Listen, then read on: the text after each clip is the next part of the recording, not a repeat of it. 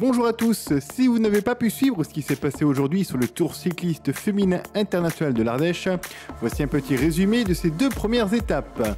Avant course, résumé des étapes du jour, podium et classement et décryptage de l'étape de demain, c'est parti!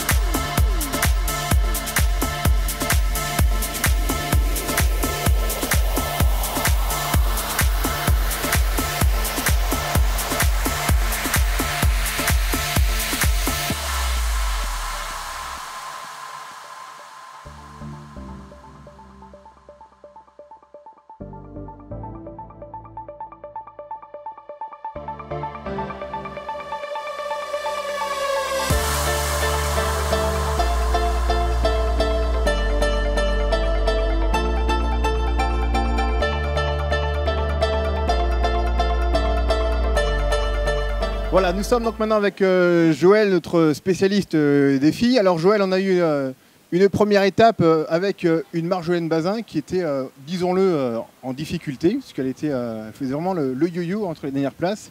Et puis devant une course qui s'est animée, et puis ça n'a pas suffi. Sur la première étape? Oui. Eh bien écoute, je suis heureux de l'apprendre parce que ce matin, je n'ai eu aucune information. Je ne savais pas du tout ce qui se passait en tête de course, ni au milieu de quelconque peloton. J'ai juste vu passer 140 filles au sprint pour un sprint magistral remporté par l'américaine Carla Ryan. Mais après, je n'avais aucune information, je ne savais pas ce qui se passait. Et finalement, je suis content d'apprendre pour Marjolaine Bazin. C'était donc une mise en jambe difficile. Mais elle était là cet après-midi puisqu'elle remporte la combativité. Exactement, surprenante. On la voyait donc à l'arrière sur toute la première étape.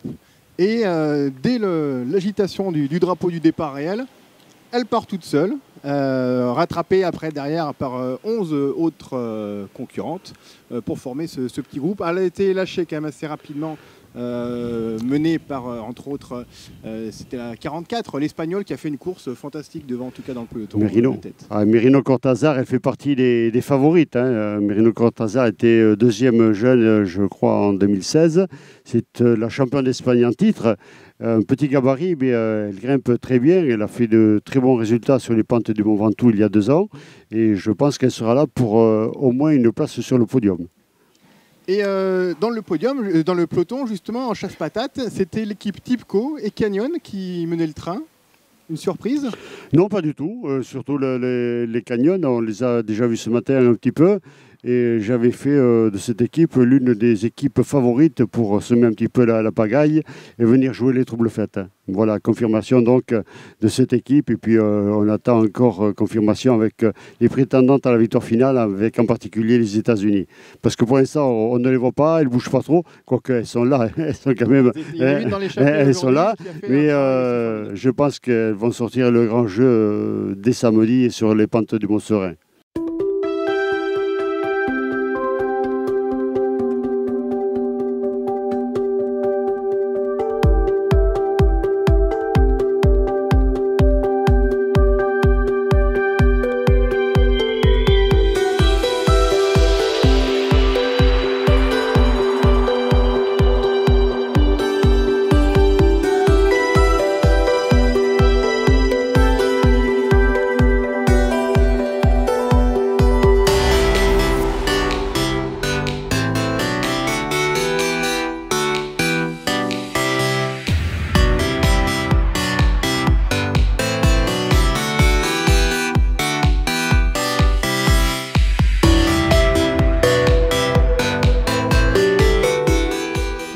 Le maillot de la montagne pour la première étape. Est-ce que votre objectif est d'avoir ce maillot jusqu'à la fin?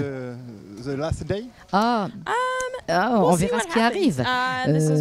C'est la première fois que je suis sur cette course et c'est la première fois que j'ai ce maillot, donc je suis vraiment très excitée d'avoir ce maillot-là. Avec l'équipe, nous avons plusieurs cartes à jouer cette semaine et bien sûr avec ce maillot, ça va être vraiment intéressant et c'est très amusant pour moi d'avoir ce maillot. On verra ce qui se passe avec ce maillot, mais c'est vraiment la carte de notre équipe. Vous aimez la montagne? Oui. Mais tous nous aimons la montagne.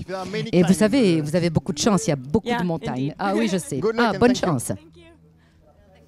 On est parti, Joël. L'étape de demain, là, ça va pas être pour les sprinteuses. Ouais, c'est-à-dire que l'étape de demain, ça fait partie des grandes classiques où on attaque les parties les plus redoutables pour les non-grimpeuses. C'est là que vont s'exprimer celles qui ont la pédale légère dès que la route s'élève.